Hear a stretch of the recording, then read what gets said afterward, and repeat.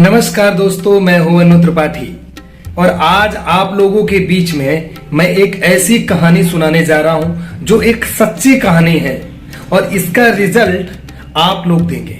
Comment करके आप हमें बताएंगे क्या आज इंसानियत जिंदा है भी या मर चुकी है। तो आज हम आपसे जो चर्चा करने जा रहे हैं इसे ध्यान से सुनिएगा और एकदम सही तरीके से अपना जवाब दीजिएगा। पूरे वीडियो को देखना, ये एक ऐसी सच्ची घटना जो आपके बीच में मैं देने जा रहा हूं। दोस्तों, एक बुजुर्ग दंपति, ये मामला है कानपुर देहात क्षेत्र का। कानपुर देहात क्षेत्र में एक बुजुर्ग दंपति यानी एक बूढ़ी मां और एक बूढ़े बुजुर्ग, दो ऐसे दंपति जिनके लड़के नहीं थे, सिर्फ बेटियां थीं। 8 बेटियां थीं और उन 8 बेटियों में एक बेटी एक्सपायर हो गई। तो कहने का मतलब है मेरे भाइयों, उस दंपत्ति ने जब उनकी बेटी बीमार हुई थी पहले, तो उन्होंने अपनी उस बेटी को जो अपना हिस्सा था उसे दिया। उसके बाद धीरे धीरे 1-2 लोगों के हिस्से और दे दिए गए। अब 5 बेटियां बची थी। धीरे धीरे बुढ़ापा बढ़ता जा रहा था। अचानक से एक दिन बुजुर्ग जो माता थी वो बीमार हो जाती है। बीमारी हालत में उनकी 1-2 ऐसी बेटियां हैं, उनको ले जाती हैं और संपत्ति के चक्कर में गलत इलाज करवा करके उनकी जान चली जाती है, मतलब जान तक ले लेते हैं। जब वो बुजुर्ग महिला दुनिया से अलविदा हो जाती है, उसके बाद उनका विचार होता है कि क्यों ना कुछ ऐसा माइंडसेट किया जाए जिससे एक बुजुर्ग को भी इस दुनिया से हटाया जाए और ताकि हम राज कर सकें। दोस्तों, धीरे धीरे समय गुजरता गया।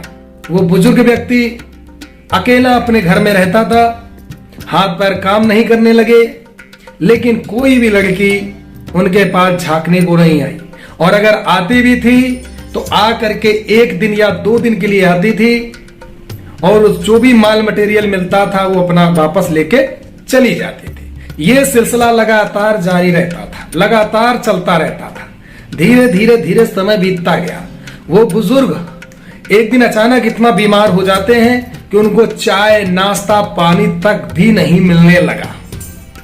तो उनकी एक बेटी जो करीब थी, जो पास में रहती थी, उस बेटी को उन्होंने खबर किया। हालांकि बहुत लोगों को उन्होंने फोन किया तो सारी बेटियों का यह जवाब था कि आप गाड़ी बुक कर लीजिए और हमारे घर आ जाइए।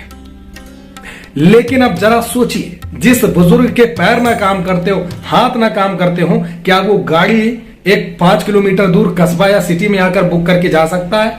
नहीं जा सकता।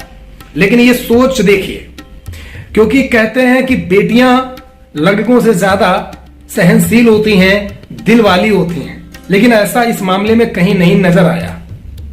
उस बुजुर्ग ने लास्ट में अपनी छोटी बेटी को, हालांकि उस छोटी बेटी के बारे में जो और उनकी बहनें थी उन्होंने खूब भरने का प्रयास किया, काफी बुरा बनाने का प्रयास किया, लेकिन लास्ट में वो छोटी बेटी को याद किए तो छोटी बेटी जो थी वो और उनके पति दोनों जाकर के उनको ले आते हैं अपने घर। लगातार कोरोना जैसी बीमारी में वैज्ञानिकों को फोन किए गए तो उनकी तरफ से कहना था कि ये बीमारी बहुत ज्यादा गंभीर है, बुजुर्ग रखेंगे तो यहाँ सबको कोरोना हो जाएगा। वो यहाँ पे आते हैं तो यहाँ पर गंदगी फैलाते हैं, इनके शरीर से बदबू आती है और पता नहीं क्या से क्या वो यहाँ पर थूक देते हैं, हमें घिन लगता। इस तरीके की चारों बेटियों ने अपना स्टेटमेंट दे दिया।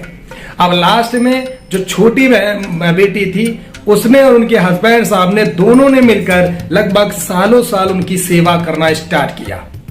वो घर में रह करके काफी गंदगी फैलाते हैं, लेकिन इसका मतलब ये नहीं होता कि उनकी सेवा ना की जाए, क्योंकि वो भी एक माँ बाप होते हैं। लेकिन यहाँ पर सोचने वाली बात यह है कि जब वो यहाँ पे सेवा करते हैं, लगातार उनके साथ जो उनकी इच्छाएं हैं उनको पूरा करने में अपना पूरा योगदान करते हैं, सब कुछ होने के बाद एक दिन ऐसा करीब आ जाता है कि जब वो बुजुर्ग खुश हो जाता है अपनी बेटी पे, तो अपनी बेटी से कहता है कि हमारी जो संपत्ति है उस संपत्ति को आप ले लीजिए, और मैं किसी भी लड़की को संपत्ति नहीं देना चाहता हूं। उसने होशो हवास में यह निर्णय लिया। तो उस व्यक्ति ने बुजुर्ग से कहा कि देखिए ऐसा मत करिए, हमारा जो हिस्सा है हमें दीजिए, बाकी का हिस्सा जिसका है उसको दीजिए। तो जो बुजुर्ग थे वो काफी गुस्सा गए। उन्होंने कहा कि अगर आपको लेना है तो लीजिए, न वरना गांव समाज को दान कर देंगे। अब मामला इतना ज्यादा फंसा हुआ था, गंभीर था, तो थोड़ा सा जो दूसरे जो बेटी थी उन्होंने सोचा कि गांव समाज से अच्छा है अगर मैं इस जमीन को ले रही हूं, और फिर मैं तो सेवा कर रही हूं, कोई फ्री में नहीं ले रही हूं, और ना ही मैं हड़प रही हूं, ना ही मैं जबरन ले रही हूं, खुशी में मिल रही है। वो जमीन लिखवा ली जाती है। जमीन लिखने के 10 महीने बाद जब और बेटियों को पता चलता है तो वो गुंडागर्दी में उतर आती है। इतना गुंडागर्दी, चारों तरफ अपनी एक कसौटी बनाने में लगे हुए हैं कि मैं इनको फंसा दूंगा और उसमें बुजुर्ग जो व्यक्ति है उसको पागल घोषित कर दूंगा, उसको पागल घोषित करके बता दूंगा कि वो पागल हो गए थे, पागलपंथी में उन्होंने रजिस्ट्री कर दी। लेकिन शायद उन्हें ये नहीं पता कि हमारे देश का जो कानूनी व्यवस्था है, यानी जो हमारा कोर्ट है, कचहरी है, वो सारे प्रूफ देखता है। और मैं आपको बता दूं कि ये सारे स्टेटमेंट उस व्यक्ति के पास वीडियो के साथ मौजूद है कि वो पागल है या सही है। जब ये काम हुए थे तो वहां पर वीडियोग्राफी भी अच्छी तरह से कर ली गई थी ताकि कल इनको दोष ना दिया जाए। जमीन होने के बाद भी लगातार उनकी सेवा में कोई कमी तक नहीं आई। लगातार उनकी सेवा कुछ उसी तरह ही लगातार चल रही है और हो रही है। लेकिन उसके बाद जो 4 अन्य लोग हैं जो बोलते थे कि वो बदबू मारते हैं और वो अच्छे नहीं है, वहां आएंगे बीमारी हो जाएगी, आज वो ज्ञान देने में लगे हुए हैं। आज वो ये कहते हैं कि उन्होंने जमीन हड़प ली, जबरन लिखवा ली, इस तरीके के स्टेटमेंट ये लोग देने में लग गए हैं। इतना ज्यादा गुंडागर्दी में आ चुके हैं कि आपसी संबंध खराब करने में लग गए हैं। हालांकि उस व्यक्ति ने यह भी सोचा था कि चलो अभी जो हो गया सो हो गया, आने वाले समय में जब वो बुजुर्ग नहीं होंगे इस दुनिया में तो कहीं ना कहीं थोड़ा बहुत अपनी बहनों के लिए मैं कर दूंगी। लेकिन कहते हैं कि सही रास्ता और ईमानदारी से चलना गुनाह है। इंसानियत आज जिंदा नहीं बल्कि इंसानियत आज मरती हुई नजर आई है। तो दोस्तों, ये कहानी आपने सुनी, आप लोग मुझे ये बताइए, क्या छोटी बेटी ने गलत किया या बुजुर्ग ने गलत किया? आप मुझे कमेंट करके बताएंगे। अगर बुजुर्ग की कोई सेवा नहीं कर सकता है, क्या उसको उसका अधिकार मिलना चाहिए? आप बताइए।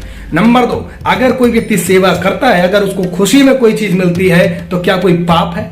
ये हमें कमेंट करके जरूर बताइए। उम्मीद करते हैं और आशा भी करते हैं आपको समझ में आएगी। लेकिन ये सच्ची घटना है, इसे शेयर भी जरूर कर दीजिएगा, क्योंकि ये घटना हर एक व्यक्ति के पास पहुंचना चाहिए ताकि उनको भी इससे कोई ना कोई सीख मिलनी चाहिए। क्योंकि माँ बाप वो होते हैं जो पैदा जब करते हैं, बुढ़ापा आता है तो जैसे हम बचपन में उंगली पकड़ करके माँ बाप के चलते हैं, वैसे एक बुढ़ापे में एक बुजुर्ग भी एक उंगली का सहारा हो जाता है, एक बच्चे की तरह हो जाता है, उसे बच्चे की तरह रखना पड़ता है। लेकिन हर कोई इसको नहीं झेल सकता। झेल वही सकता है जिसको भगवान ने इंसानियत का दर्जा दिया है, और आज वो इंसानियत का दर्जा उनकी छोटी बेटी निभाने का काम कर रही है। इसमें लोगों को जलन क्यों हो रही है, लोगों को दिक्कत क्यों हो रही है? और यहां तक जो और लड़कियां थी वो ये तक भी बोल के गई कि तुम मर भी जाओगे, मैं आने वाली नहीं हूं। यहां से पूरा साबित होता है कि वो लोग लगातार लालच में इनके साथ लगे हुए थे। वो भी 1 दिन 2 दिन के लिए आते थे, माल पानी बटोर के ले जाते थे। लालच था। अगर लालच नहीं था तो कोई अपने बाप से ये नहीं बोलेगा कि आप मर जाओगे तो मैं आऊंगा नहीं या आऊंगी नहीं। इस तरीके के स्टेटमेंट लगातार मिलते रहे हैं। तो दोस्तों, आप लोग न्याय करिए कि ये कहानी से आपको क्या समझ में आया, क्या सही है, क्या गलत है, हमें जरूर बताइए। धन्यवाद, नमस्कार, जय हिंद, जय भारत, अन्नू त्रिपाठी।